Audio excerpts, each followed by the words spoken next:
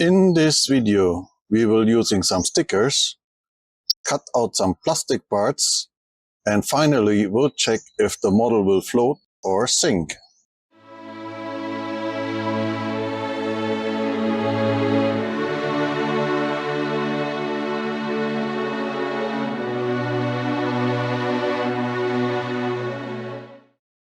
Alright, so I think it's time to give the boat a name, and I was a little bit disappointed because in the beginning when I made the unboxing I thought these were decals, but these are stickers. Anyway, sometimes we have to work with materials we got from the kit. The one reason I like decals more than stickers is easy to see, because decals are much easier to position on the model than stickers. If you have stickers, you have to position them very precise, other way you can't move them. On the other hand, decals are easier before they really stick to the model. You can have time to position them. Anyway, I think the result is not that shabby, and now we can move forward to the inside of the bulwarks. Here I'm using a mix of two colors, and that's a light gray and a beige, and this color will come very close to the box art.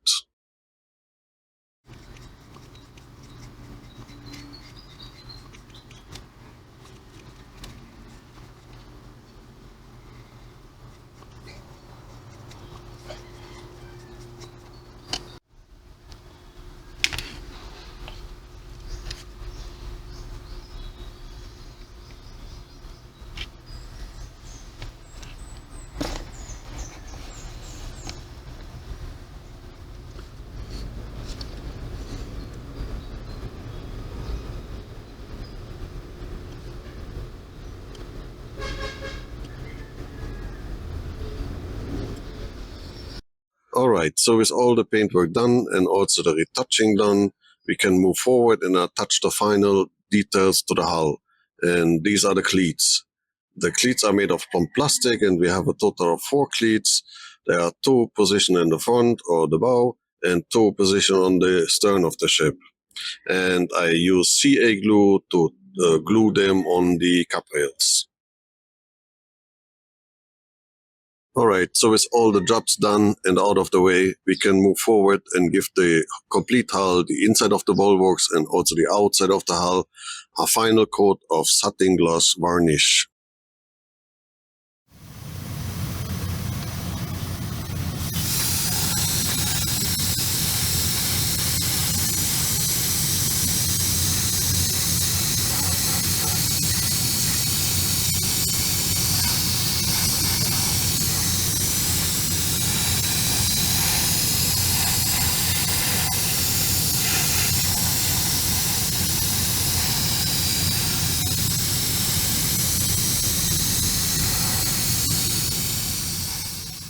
Well, I think the decision to use a satin varnish over a gloss varnish was the best I've ever made, because it still has a very pristine appearance but does not look so toyish. And so we can go over and assemble the aft console, and this is made of injection molded plastic.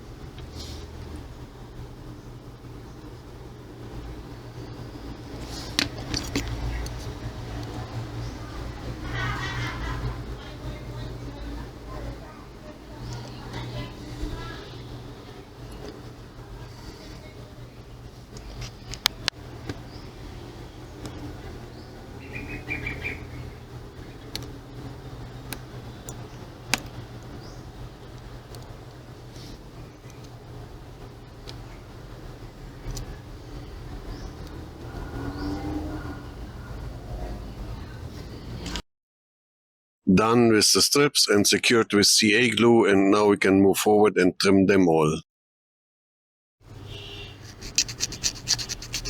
Changing the obishi wood to walnut strips, so it was a good decision because they look way better than the obishi wood, because the walnut strips have finer edges.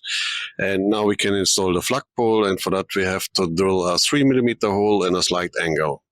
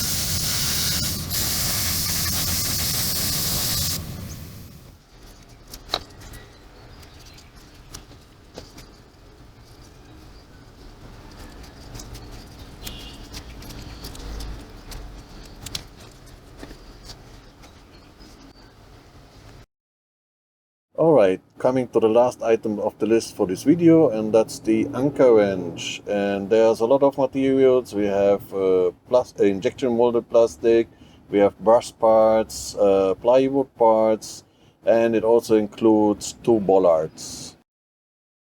So first I will assemble the plastic parts for the anchor winch, and there we have the 2 sidewalls. I glue them on with CA glue.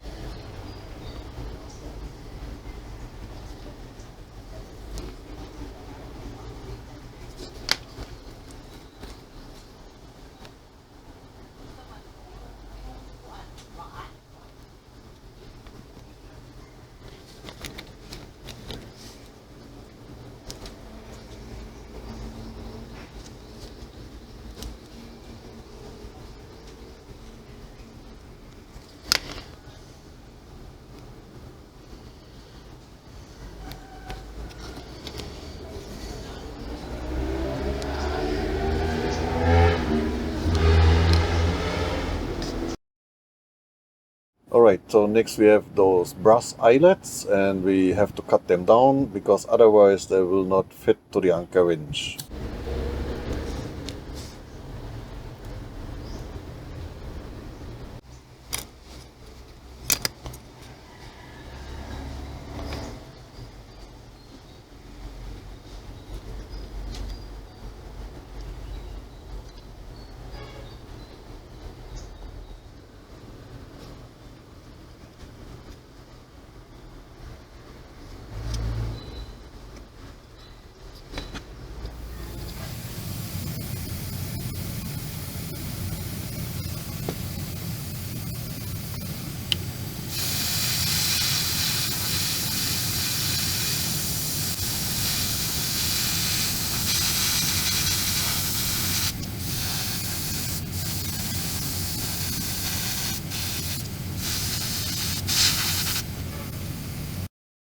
I would say that looks already really nice, and now we go over and paint the stoppers and also the sidewalls in a dark green.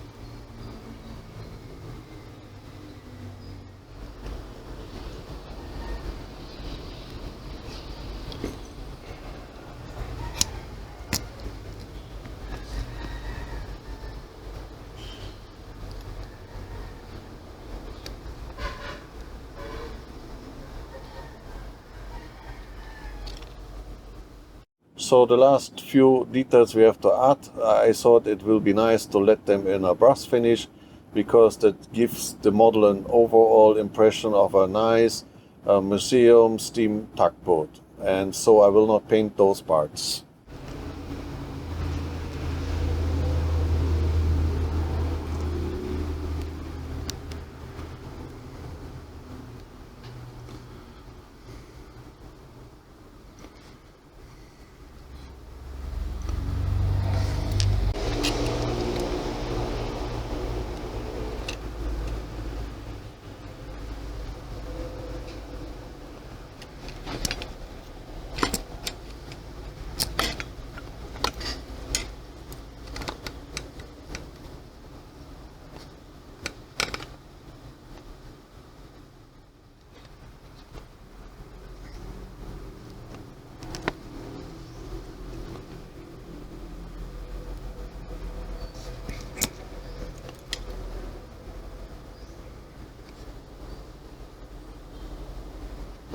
Alright, that's the complete assembled anchor chain, and I think it looks really nice with the brass accessories.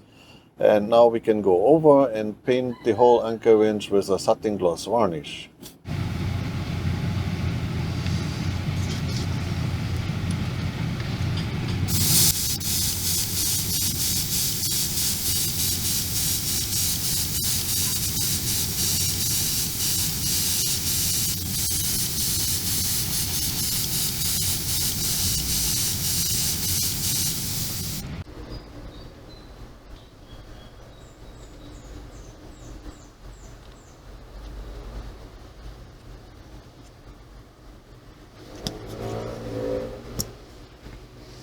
So with the anchor winch completed, we do have some last final things, and there is something like a gearbox or a generator what's right behind the motor of the anchor winch, and the instruction says to machine those two plywood blocks or pieces into a half round part.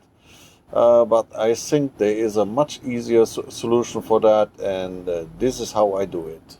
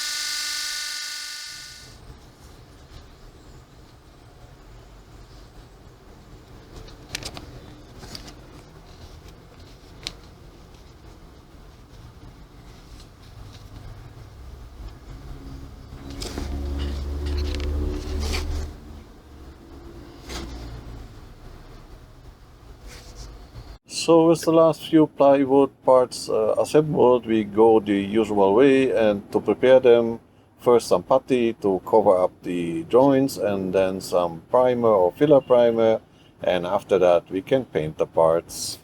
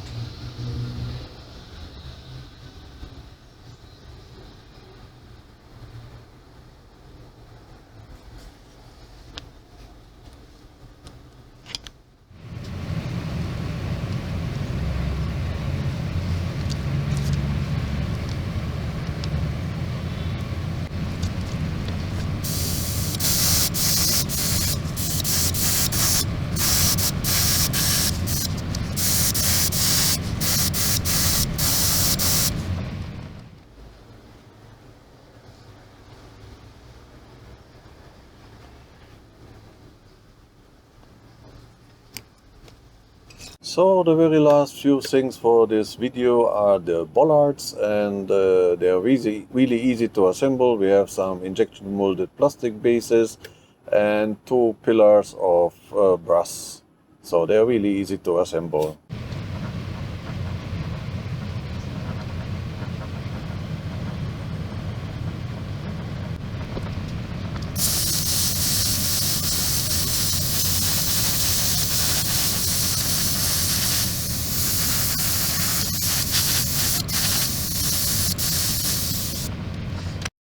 So before finally installing the anchor winch, the hatches and all the other little things, we have to paint this segment on the foredeck, because that will be not planked as the rest of the deck.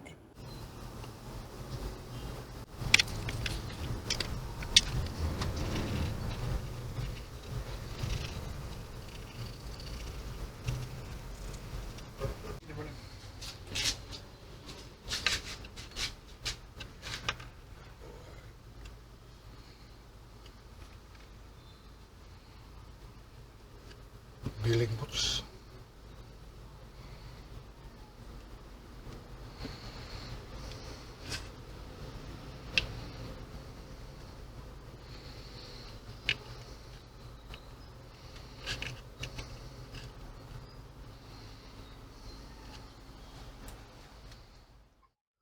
There we go with the completed hull and also with the painted hull.